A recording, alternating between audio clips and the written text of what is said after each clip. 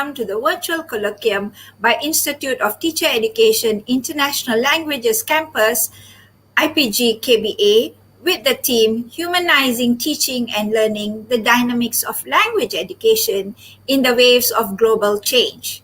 I, Selvanayagi Shanmugam, your moderator, and I'm also a lecturer with IPG KBA and will be hosting this interesting session today. Welcome, selamat datang again to the 6th session of our virtual colloquium. And I hope you will stay tuned till the end of the session. Before we get to the session, as usual, let me lay out a few housekeeping matters. First, your registration. Please register yourself in the link provided above. We will be sending your e-certificate based on the email address you provide. Please ensure that you key in your correct email address. Second, we love to hear from you during today's presentation. If you have any questions for our speaker, please feel free to send it through the chat box. The speaker will be answering questions at the end of the session. And lastly, we would like to encourage you to share today's webinar with your social networks. Now, let me introduce our speaker for today. Our speaker for today will be Miss Daniela Wolf. She has been teaching in Berlin as a high school teacher of English, German, and drama. Prior to coming to Malaysia, she was a head teacher and instructor for integration class, developing curriculum, and teaching German for young students. She started her career as educational expert and head of educational services with Goethe Institute Malaysia. She has worked with Ministry of Education Malaysia in promoting German language in secondary schools all over Malaysia. Okay, at present, we have around 80 schools in Malaysia teaching German. Her areas of expertise are teaching, developing curriculum, independent learning, and intercultural pedagogy. With this, let me welcome Ms. Daniela. Her topic is initiating students' activity by engaging individual learning. Ms. Daniela, welcome, and the stage is yours now. Thank you so much for that lovely introduction, and guten Morgen and good morning to everyone listening. I'm going to share my screen, and as Dr. Sheva has said, I'm looking forward to answer all your questions later, so feel free to collect whatever comes up, whatever you would like to talk about later. I'm going to share my screen now.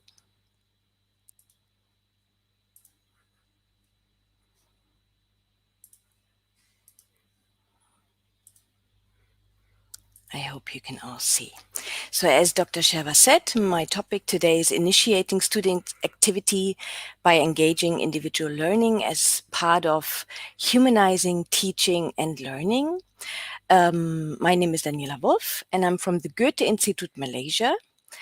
As Dr. Sheva has said, I'm the educational expert at Goethe Institute Malaysia. That means that I'm not a teacher there, but I was actually chosen by the German government to come to Malaysia as a teacher for German, English, and drama with my 12 years of teaching experience there, to be posted in Kuala Lumpur to support the local school teachers here with my knowledge, with my expertise, to work together and to improve the teaching methods, but also the lessons itself. And how is that done? I'm going to share a screen with you that shows one of our slides that we use for our social media presence when we communicate, when we stay in contact with our schools, with the teachers and the students on Instagram and Facebook. So this is one of the slides that we prepared, asking, for example, questions like, did you know that Malaysian students can choose to learn German as a foreign language in about 80 schools all over Malaysia? And those 80 schools are actually as well a task of the Goethe-Institut, which is the German Culture and Language Institute, a bit like the British Council and the Institut Français. And our task is not only to provide language classes as a private language institution, but also to support, as I said, the local schools with teacher trainings, educational projects, school supplies, any expertise that we can have to promote the German language in any possible way. And with this, I would like to talk today about something that I have learned in my 12 years of teaching in my school, because the topic that I've chosen is something that I was actually working with for the last 12 years. So I'm really happy and thankful, grateful that I can talk about this today. A very old look onto what school look like, or a very old approach, is to think that school is that the same students solve the same tasks with the same teacher in the same room at the same time, at the same pace, with the same result. Some schools still work like this. Some schools have worked like this years ago, but teaching methods like this will leave some students clueless and demotivated. And of course, as you can see on the side, because not one size fits all, we have to make some changes, because all the students that we teach are different learners. They are all differently. They do not only look differently, but what they bring into the classroom is very different, because these young people that we can see in front of us will be found with very different inclination, interests, abilities, who do not achieve the same learning results in the same way. And if the teachers want to support these students in the best possible way, they have to perceive them as a very heterogeneous, a very diverse group, and offer them individualized learning opportunities. So this is what we're going to talk about today: how these individualized opportunities, learning opportunities, can look like, and in this way enable the students to achieve better learning results, more motivating learning results, gain competence, courage, and personality, because differentiated teaching concepts do more justice to the individual, are more human in this way. So, how to deal with a very diverse group of students, teachers and learners alike are challenged to change their routines of teaching and learning. It's not only about one teacher entering the language classroom, asking the students to open the language book and to finish the same task in the same time, and so on and so on. It's about a change that has to be fulfilled, that has to happen. And this individualized learning approach takes into account the diversity of the students in a learning group in order to enable all learners to make the best progress. And all learners includes, of course, the high achieving students that ask for extra tasks, the students that struggle, that need some extra support, students with health difficulties, students that have difficulties joining classrooms in COVID times. So especially in times like these, it's important to keep the individual learner in sight, so we can, pay tribute to all of those kids, so we don't lose some of them behind. So individualized learning, in a way, is the consideration of students' learnings levels. Of course, we have to keep in mind how the learning level is. I cannot use the same material for an 8-year-old language learner, the same like a 16-year-old language learner. I have to adjust that. I have to keep that in mind. Of course, the performance, the interests, the aptitudes, the personalities. And how could that be done? Of course, this could also include a different task and learning materials. So I could offer a different worksheet, for example, for different students, different books, and different materials that I can bring to the classroom. But most importantly, it's also about encouraging students to reflect on their own learning, language learning, work progress, and take responsibility for their own learning. And in this way, taking them into the whole progress of learning, making them more responsible, because um, individualization means that learners themselves, they are seen as the best experts because they have a good feeling of what they can achieve, what they feel unsure about, what they would like to learn, what their interest is. And this means that pupils really should be, yeah, take responsibility for their own learning, because they are the ones knowing best about themselves. And of course, this should be done bit by bit. They should learn how to do it from a very early age on and get more responsibility with the time. This cannot be given to them and the teacher leaves the room again. But of course, this is a progress that needs to be initiated very early to get them involved in their own learning and to, yeah, to make them responsible.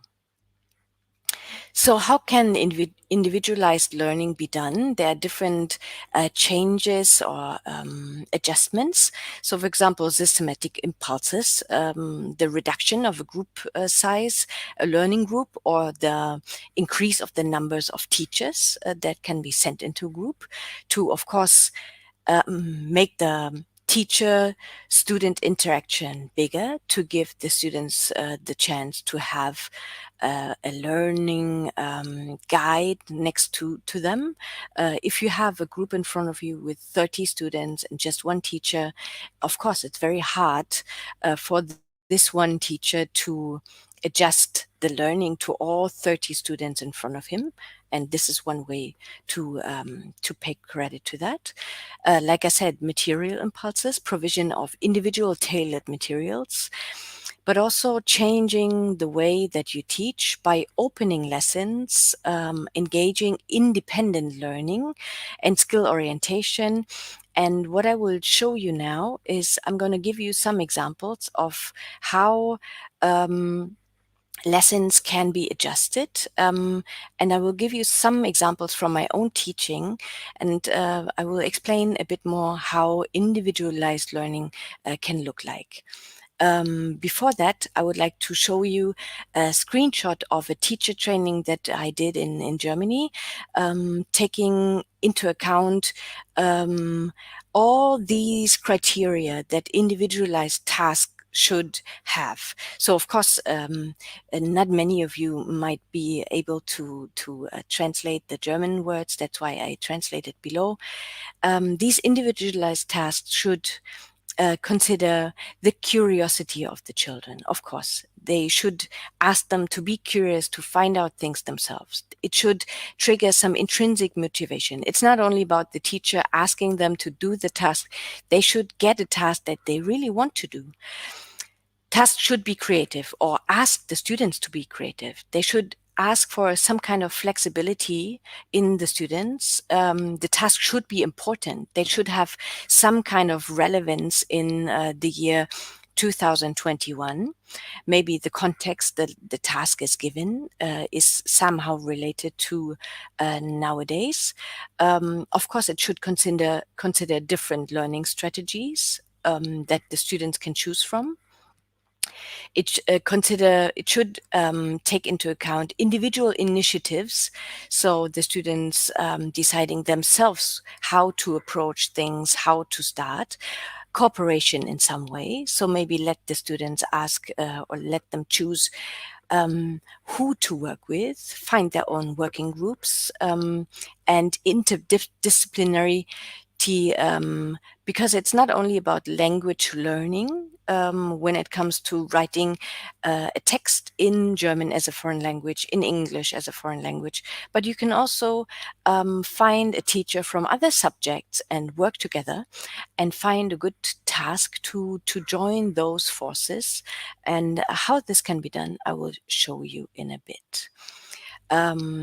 This is an example of how a lesson, a project, a whole unit can look like. So there's always, with individualized learning, this is German, of course, but don't be afraid. I will point out the most relevant parts for you here.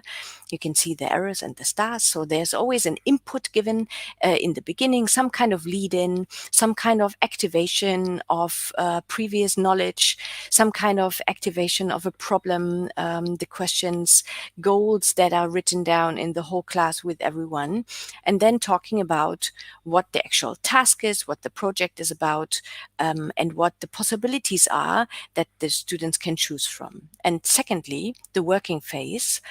And of course, here you can have the whole group working, you can have individual groups, you can have individual learners working, you can have open lessons, you can have projects, you can have individual learning, you can have mixed group, some kind of individualized learning in this part of working phase. And at the end, there's a phase where everything comes together, where there's some kind of feedback given, where students present their own results to others. So it makes it round as a whole teaching unit. And now I would like to come to some of the examples, all from my own teaching experience in Berlin. I've chosen a mix of German and English examples so you can follow or you understand the idea of how these tasks are created. Some are tasks that you can see, some are students' text or results, and I will explain a bit how these student projects show or how they are an example of individualized learning.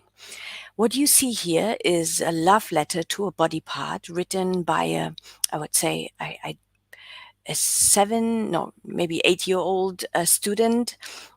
And he has written, I will just translate that for you. He has written, "Dear tongue, thank you so much for helping me to speak and to taste. Without you, I could never have tried all the delicious dishes that other people have cooked for me. I think you're the best organ in the world, and I'm so happy to have you. Yours, Emil." So the task that the students were given was to choose a body part that we have talked about or that the biology teacher has talked about with them before, and to write a letter, a formalized text, and to create this text as love letterish as they can. And this, you can see, it was a very young learner. And by letting them choose which body part they could write this specific text to, it created some kind of curiosity. It had some interdisciplinarity combined with the biology lesson. And of course, it triggered some creativity, that there were so many very lovely love letters to organs or to body parts that came out. So as you can see, individualization does not mean that all the tasks need to be open from day one, but you can open it. It's like a little switch that you can adjust. So for example, you can open task a little bit like you do, I'm sure, giving the students a choice in this way, the choice of the body part they write to, but adjusting it more and more, the more the student gains experience with it. And I will show you more examples. So this is the love letter to a body part. The next example that I'm showing you is a task that is related to reading a youth book called The Terrible Two. I think many of you may know it. In my English lesson, English as a foreign language, and the students were reading the same book at the same time. So all of them, I chose the book for them. They were all reading it, but this task asked them to do something creative, to write their own school prank, because the book talks about two school pranksters coming into a certain competition. And they had to write a text about their own school prank that they would like to play, choose a name for the prank, and describe everything around it that is relevant to that prank. And what you see is not only a task that asks them to be creative, be open about the words, so they can choose however length there is between 150 and 200 words. But it also gives them two more things that I would like to focus your attention on. So what you can see here is the language scaffold that they can choose to use. So for language learning, of course, you can give some sentence starters, and the student will choose the language scaffold that he needs for his learning, for his text, and will just leave out the others. And in this way, is there is an individualization and individual learning possible, because of course he's the expert. He knows which expressions he would like to put in, which expressions he might not know. And then there's an add-on whenever the students have finished, or whenever there's some extra time, to add a drawing to that prank, and then give, yeah, some tribute to a person that is highly motivated to add something on that. Slightly older students of this for this task, the prank task, the creative task with the language scaffold. The next one, again, was a very young learner or very young learners. And what I did here is I asked them to create their own dream school. And as you can see, this student did not only draw a house and give some information, like regular information that you would expect, but this kid went beyond what was expected, because the students were able to choose between presenting their dream school in a text, in a written text, as a picture, in an audio file, whatever they would like to do. And what happened was that the students were just so motivated to really be asked for their individual opinion what school should like, that they even paid attention to very tiny details. So as you can see, there's a school with an amusement park, a teleporter for class trips, but you can also see the toilets at the top, the teaching room, technical room, the library. There's a zoo in the school.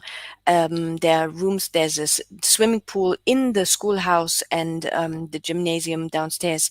So if students are asked to choose their own individual approach, not only when it comes to the format they present the task in, but also the task itself, then I think it's more likable that students will perform like this, that they really, yeah, put their heart in.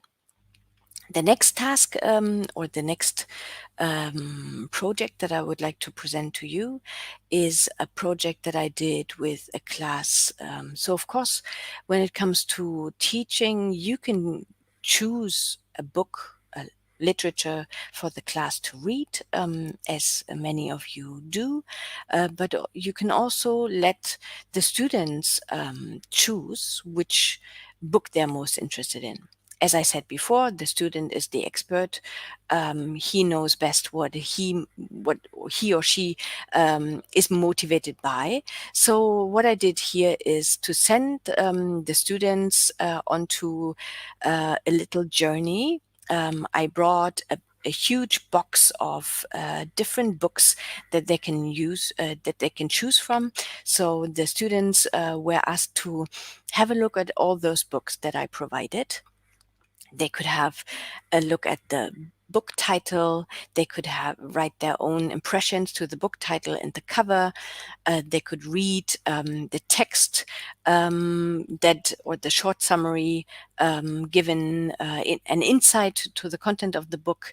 They could write down their first impressions on the first page that they've read, and write down their overall conclusion, and then choose from 25 books that they go through, choose the best 3 books, and finding their own book that they really would like to read. So what happened was that all 3 books that they write down, they choose their top 3 or their top 1 book, And then they start reading this book in order to present it later. But of course, it's not a teacher chosen book. It's something that they have chosen themselves. And in this way are more motivated.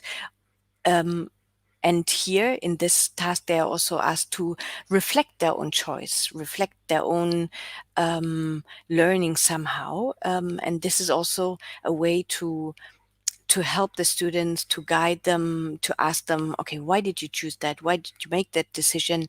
And to reflect on their own learning.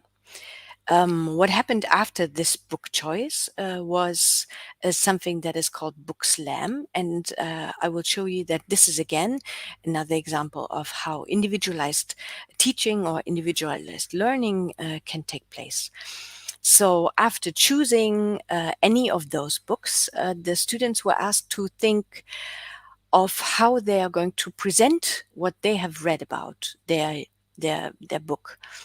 Um, so they are asked, okay, do I like to read? Do I like to narrate about things? Do I like to act? Do I like music? Do I like to draw things? Do I like to think of my own text when it comes to a book? What other likes do I have? What am I good at? And they were asked to write that down in a worksheet on the left hand side, and then choosing, of course, the most yeah aspects of the book that they like most, and then in the end making a decision of what all the forms of presentation that they can choose from, reading from the book, creating a dialogue to the book, talking freely about the book, writing a song about the book, creating an interview to the book, writing a rep text or a commercial or a quiz or role play. They were asked to choose one of those presentation forms, but not randomly, but as you can see, asking them beforehand. So what are your interests? What are you good at? And on this basis, making a reflected decision. That's the book slam. The next project or the next example that I'm going to show you is opening up the individualization part a bit more. This project is based on a book that I was teaching with, The Lost Thing. It's a book graphic novel combination, very interesting, about an object going through a world that seems to be very remote and experience their own thing in this world. And after reading this book with the students, again, here we see an example of choosing the same book for all the students, but asking them to choose different tasks to do regarding this or related to this book. So what I did with those students is I gave them a bigger time frame, not only a task for an hour or for 2 lessons, but giving them a bigger time frame of 3 weeks, 3 school weeks, and ask them to choose whether to work on their own or in groups, making a reflected decision on that. They can choose, and they know whether they are working better if they work on their own or if they would rather work in groups. And ask them, or I gave them a whole list. You only see some parts of the list here. Ask them to choose at least 6 of the following tasks. So what they can do, if they feel motivated, if they see the task, they might think, okay, I do the 6 tasks and then I do more because I like the task so much and I would like to do those because this is a great opportunity. Or I might even have planned my learning so well that I have a lot of time because I planned my school week so well that I can do the 6 tasks in the first week, and then I have 2 more weeks to do more tasks to gain more knowledge in my foreign language or whatever there is. And the students were asked to choose subjects in those school weeks. So, for example, English, art, and one of the Dalton lesson. I will talk about the Dalton lesson a bit later. This is like a free working lesson that is not signed up for a certain subject, but the students can choose what kind of task they want to do in that part. And then, of course, they were not left alone only with the list of the task, but they were asked to think about learning in this project even more by asking them to write down what they need, to plan the learning in this part, to bring all the material, and to hand all the material in later. So this is the project sheet with all the tasks given, and the other worksheet that they got is this. This is like a planning, yeah, a lesson plan, or I would say a learning plan that asked them to write down which of the tasks of the list would they like to choose this week? Is it one task? Is it two? Is it three? What do they think they can fulfill? And what do they need? What material do they have to bring for this task? At the end, what kind of homework do they give themselves? Because they couldn't finish it in the lesson, or maybe they want to do some research onto something else, but they choose what task they would like to give themselves when they go home. Also keeping in mind what kind of possibilities they have in school. Do they have access to computer in school only, and at home they might have difficulties with that?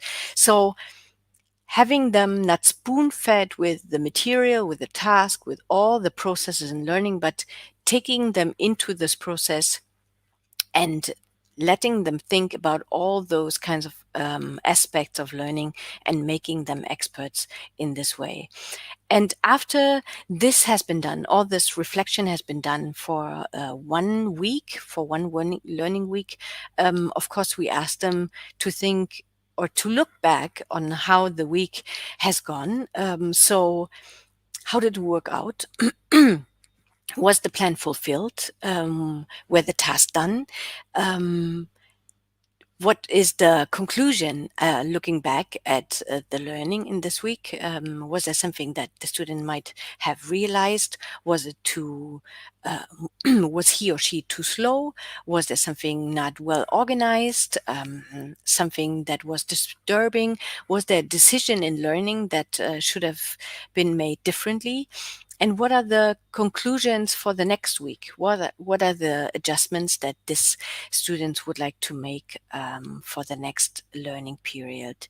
So in this way, you can see this is a very complex thing that you can give um, all kinds of students, but of course you need to have them guided through. You need to give them the aspects that they have to think about.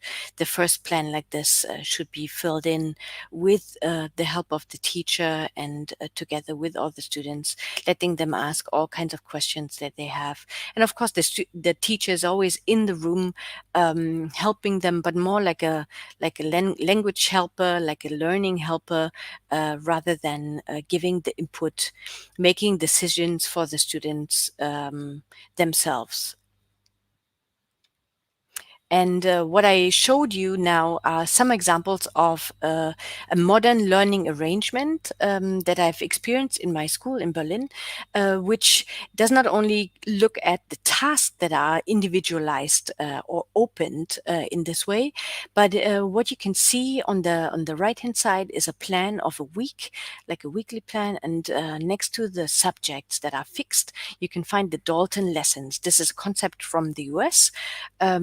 By Helen Parkhurst, and she created this together learning arrangement.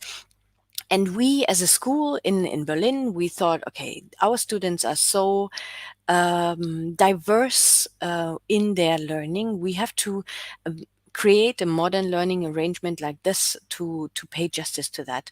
So in those Dalton lessons that you can see here, the students do not only decide what kind of content they would like to write about, or what kind of format they would like to choose, how they construct their project work. But in this very, very open modern learning arrangement, the students choose what subject they will start their Monday morning with, for example, the first Dalton lesson. So they can choose whether they want to start with maths, if they want to follow up with English, German, French, whatever there is. But they can also choose what room they would like to learn in, with which of their peer group they would like to learn in, and take responsibility this way for their own learning. And on the left hand side, you see a plan that shows. Or a planner that shows how these students can actually plan, write down, okay, the subject and the room, and then the teacher in the room only gives their short teacher signature, or like a stamp into the book to prove that the student has been there. And everything else is, because the learning is so individualized, so individual, taking the students into this learning process, making them the expert, asking them to make choices for themselves, is working out quite well.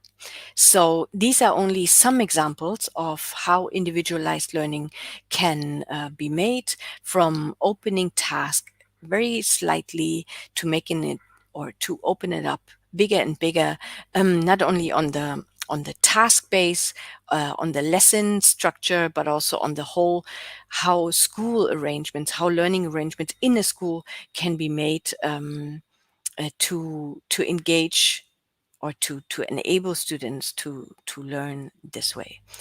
So the conclusion is that individualized learning is not the or the difference is not what the students learn. So they might all learn, they might all talk about the same book that they read in class. They might all talk about the same grammar phenomenon. They might all learn the same structure, how to structure a love letter, for example, a very formalized text, but it's the way how they learn and what skills they acquire by making those decisions for themselves.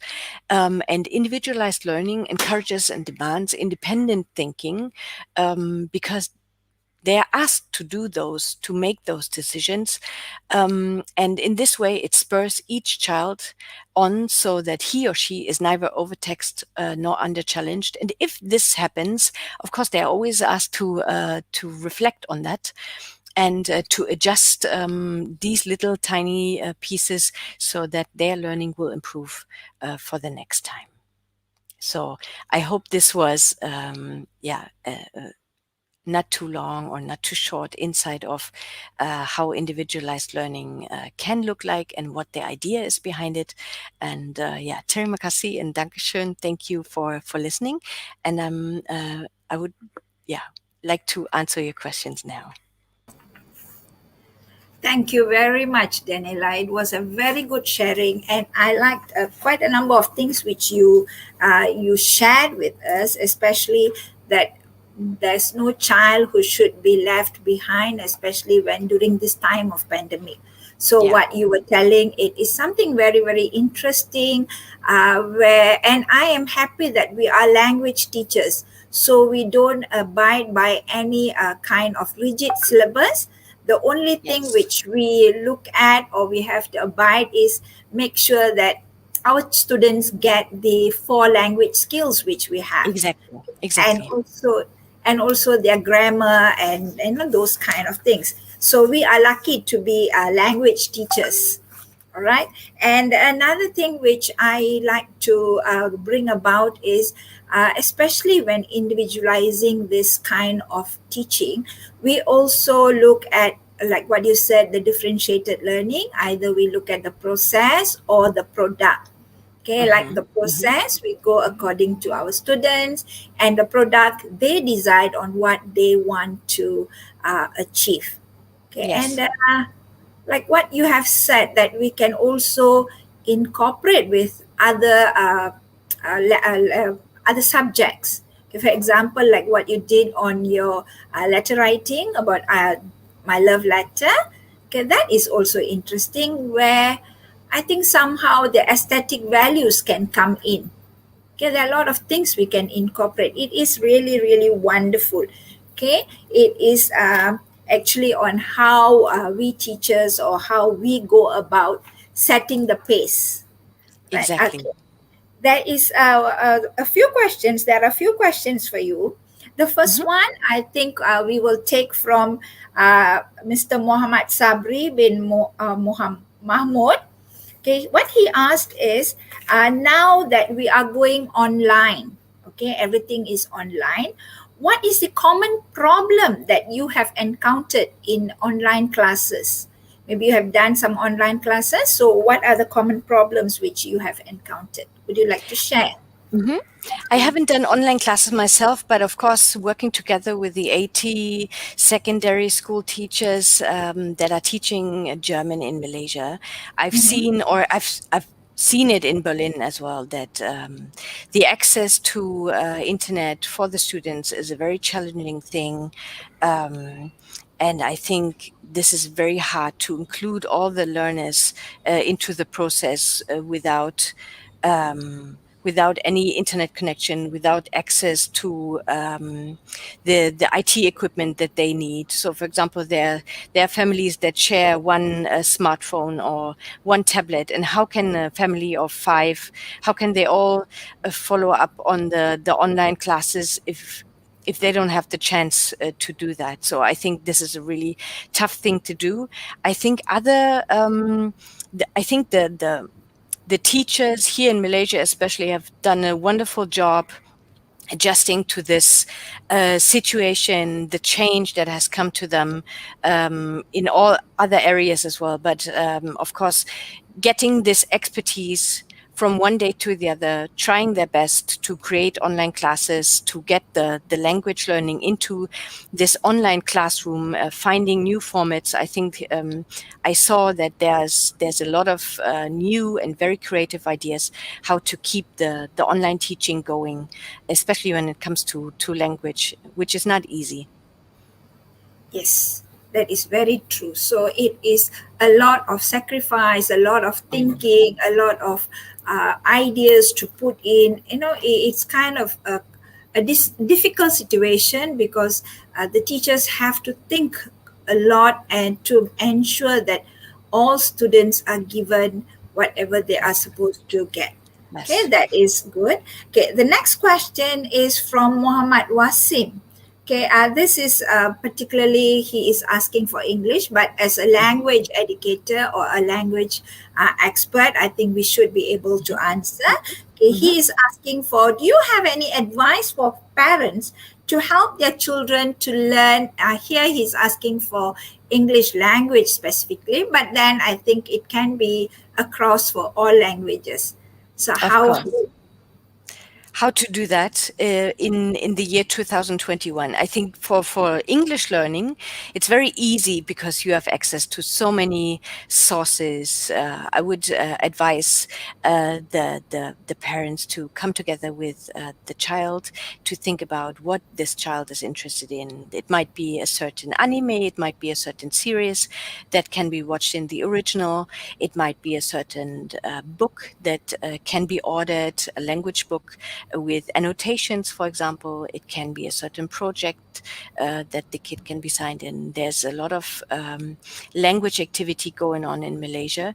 And I think it all, like I said, it all depends on the child itself.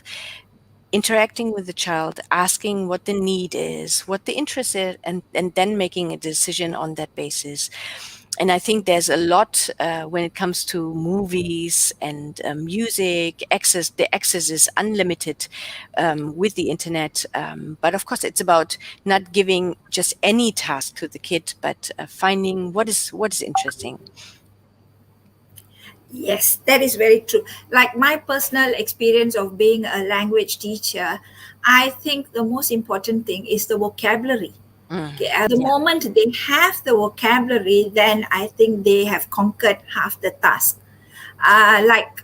Me personally, like my Tamil is not so good, but I started learning, or I started getting used to the vocabulary first. Okay, how do Mm. I get the vocabulary? I just listen to some songs.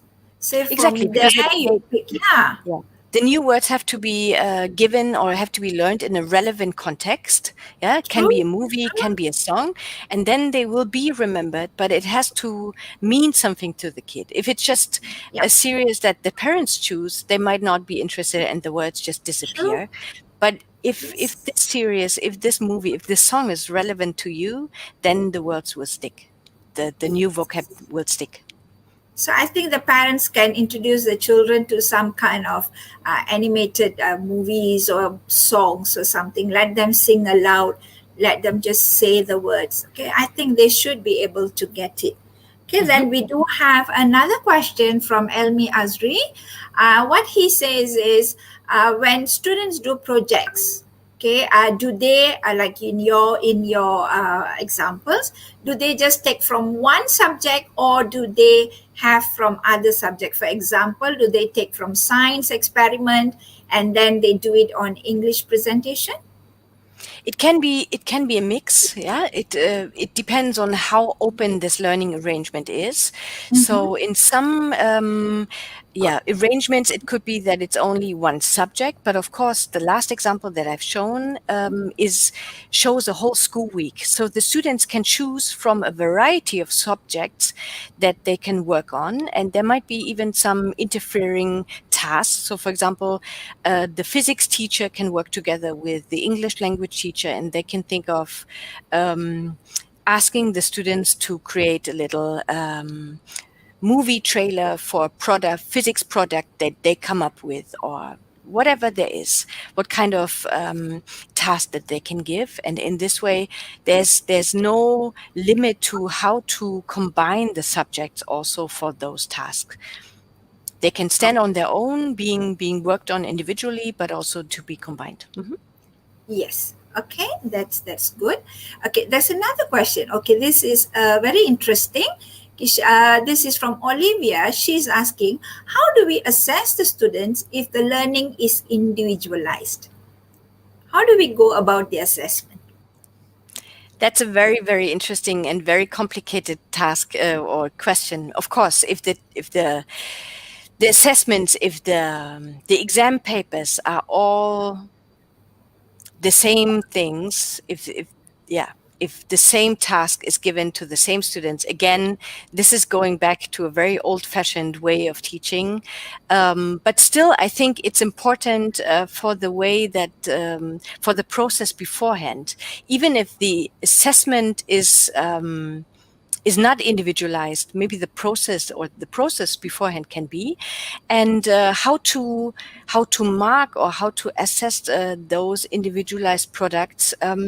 It can be, for example, that you only have a look at how has the student approached the topic that was talked about. How well was he or she prepared for the presentation of the book? How is the performance in the book slam? Even though there might be a totally different range of the format that they have chosen, but I think if you're open to the assessment, also if you find criteria to be given to all of them, of course the presentation formats or all the variety can still be marked in a possible way. All right. I would just like to add a little of my experience in Hmm. doing assessment. Okay, Mm. in our context, in our schools, is we look at the can-do statements which we have in our CEFR.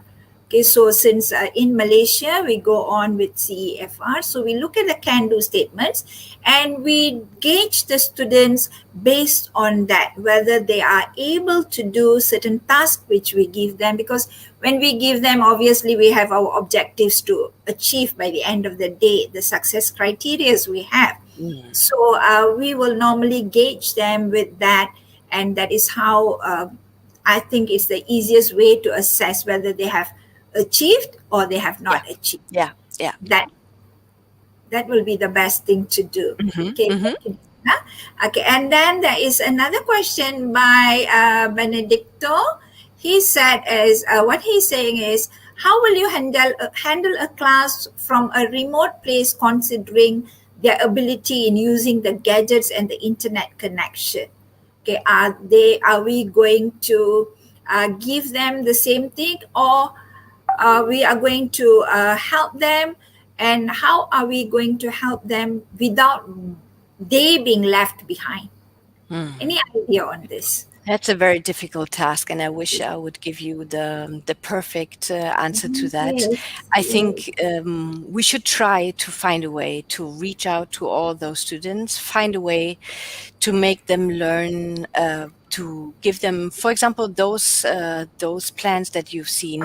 Those plans could be sent via WhatsApp, even though the students might not be able to follow the video conference, but they might be able to see, to access a list of tasks that they can choose from and learn individual on their own, and find a way to interact, to contact the teacher, even though it might be an unstable internet connection. I think there are many ways to find a good way to, even in those difficult times, to help the students, and maybe find a routine of letting them feedback how they cope with the situation, if they have problems, if they have, yeah, questions about certain things.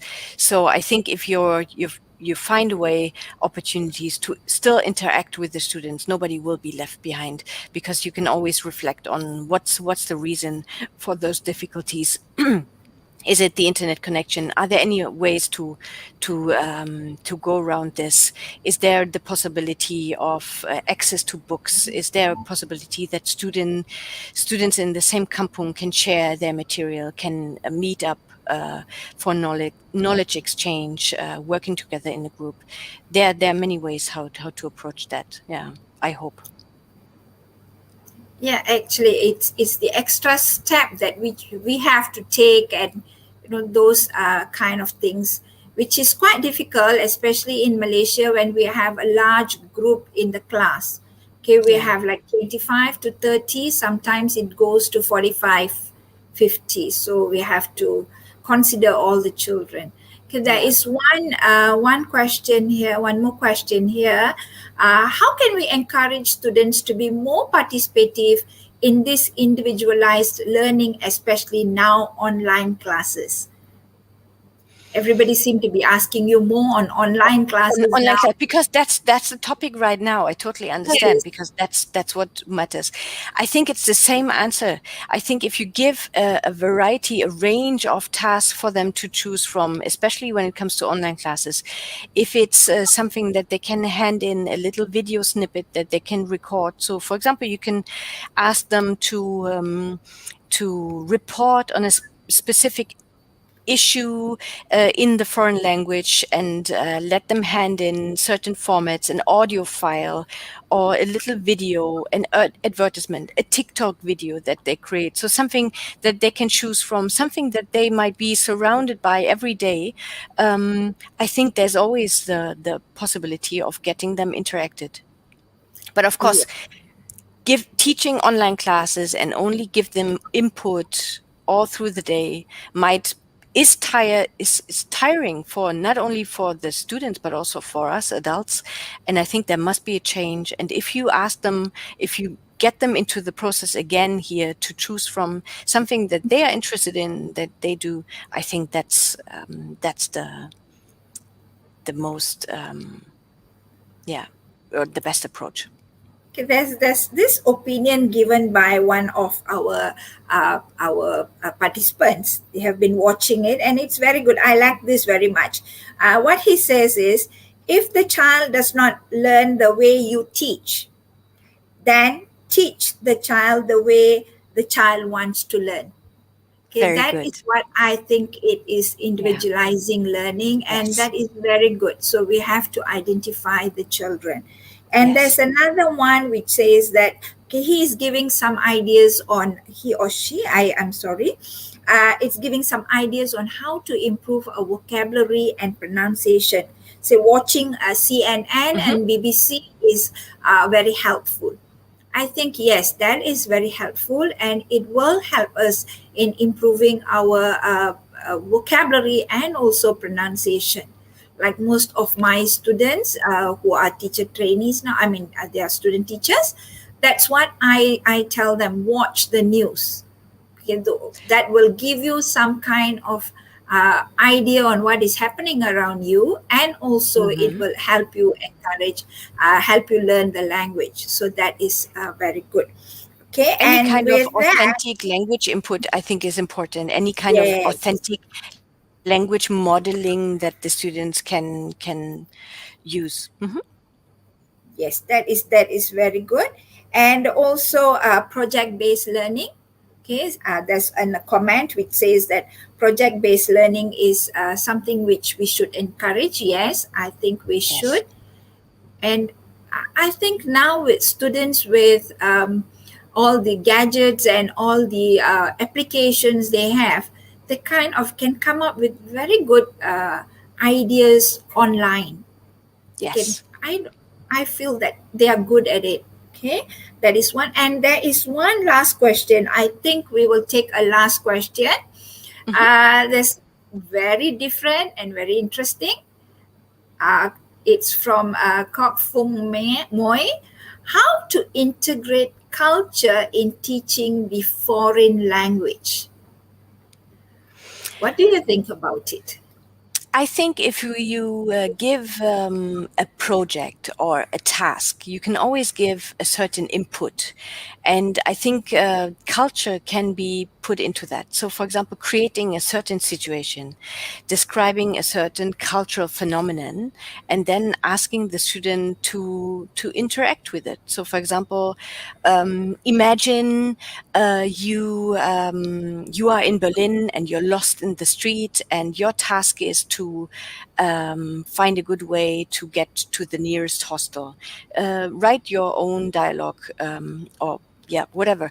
And then the teacher can give some cultural input that the students have to be aware of. And I think this is a good combination of giving them little information snippets, but also letting them work around those cultural phenomenons. Finding creative ways, for example, they can, so you have to find a way to the nearest hostel, but you have to keep in mind that bus drivers in Berlin are always very grumpy. When you enter the bus, they will always be scolding you for whatever that comes up. And then they have to work their way around that. So I think there can always be a very creative way to combine those fields, not teaching it, not giving only input to the students. Okay, this is what Germany looks like, this is what Germans look like, but also combining it with the actual task. Okay, that's very interesting. Okay, I think that is our last question. So I got to end the questions here. So with this, we conclude the webinar for today. And thank you, Daniela, for helping us sharing. And it was a wonderful session. A lot of sharing had been done. And there are also questions where we can share the slides. It all depends. If we are allowed to share the slides by the presenter, we Mhm. will share the slides with all of you at the end of our 18th session. Okay, because it is difficult for us to send individually. So we will compile all the slides and share after the 18th session. We will definitely share the slides, and also we will give you the playlist of all the videos which we have. Okay, thank you very much to all for attending. We hope you have learned and enjoyed this presentation.